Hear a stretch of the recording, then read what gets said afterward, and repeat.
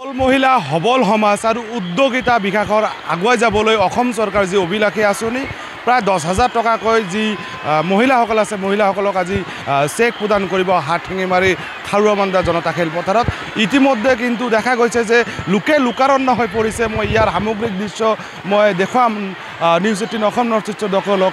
এনেদৰে কিন্তু দেখা গৈছে যে আজি খাৰুৱাবান্ধা খেলপথাৰত খন্তেক পিছতে আহি উপস্থিত হ'ব অসম চৰকাৰৰ কেবিনেট মন্ত্ৰী কেশৱ মহন্ত ডাঙৰীয়া আৰু কেশৱ মহন্ত ডাঙৰীয়া আহি কিন্তু খাৰুৱাবান্ধা যি খেলপথাৰ আছে খেলপথাৰত কিন্তু মহিলা উদ্যমিতা যি আঁচনি আছে এই আঁচনি কিন্তু চেক প্ৰদান কৰিব প্ৰায় 10,000 টকাকৈ মহিলাক।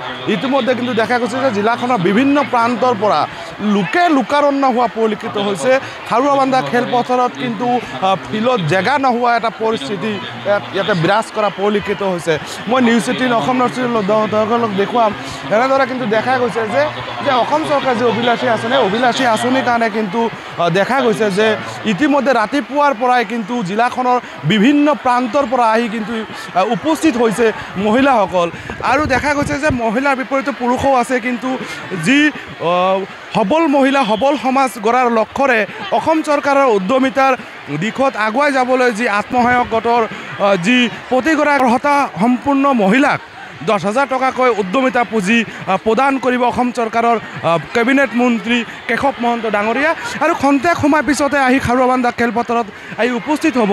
ইয়াৰ সামগ্ৰিক দৃশ্য দেখুৱাম। কোনোবাই কিন্তু বিচনীৰে বতাহ খাইছে আৰু কোনোবাই গল্প কৰিছে, কোনোবাই পাণ খাইছে। এনেদৰে কিন্তু ৰাতিপুৱাৰ পৰাই কিন্তু আহি ভিৰ কৰা পৰিলক্ষিত হৈছে খাৰুৱাবান্ধা খেলপথাৰত। এনেদৰে কিন্তু অকল লোকে লোকাৰণ্য আমি ক'ব পাৰিম।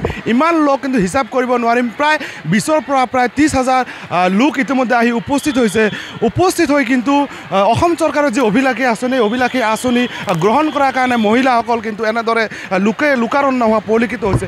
মোৰ সৈতে অতিৰিক্ত মহোদয় আছে, মই কথা পাতিবলৈ যত্ন কৰিম। ছাৰ, যিহেতু লোকে লোকাৰণ্য আজি এটা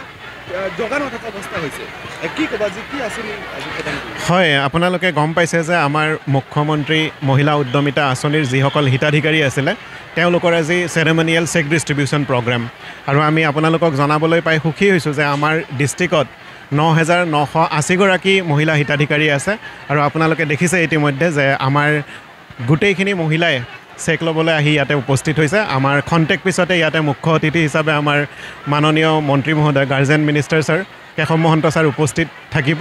গতিকে আমাৰ কাৰ্যসূচী অতি সোনকালে আৰম্ভ হ'ব। ধন্যবাদ। কিমান মহিলাক ইয়াতে? হয়, 9,980 গৰাকী। ইয়াতে আমি 10 গৰাকীক দিম আৰু আপোনালোকে দেখা পাইছে যে আমি কাউণ্টাৰ বনাইছোঁ। সেই কাউণ্টাৰত আমি 255টা আমাৰ যিটো SOP মতে ভিলেজ অৰ্গেনাইজেশ্যনৰ আমি মহিলা আইডেণ্টিফাই কৰিছোঁ। তেওঁলোকক আমি চেকবিলাক প্ৰদান কৰিম আৰু তেওঁলোকে গৈ কিনে ডিষ্ট্ৰিবিউশ্যন কৰিব। আমি এইটো কৰিছোঁ যাতে শৃংখলাবদ্ধভাৱে গোটেইখিনি কাম সমাপন কৰিব পাৰি। যিসকল মহিলাই পোৱা নাই সেইসকল মহিলা আমাৰ জিলাত যিসকল মহিলা পোৱা নাই আমি চৰকাৰক সেইটো কথা জনাম আৰু ওপৰৰ পৰা যেনেধৰণৰ নিৰ্দেশনা আহে আমি ভৱিষ্যতে তেনেধৰণে কাম কৰি যাম।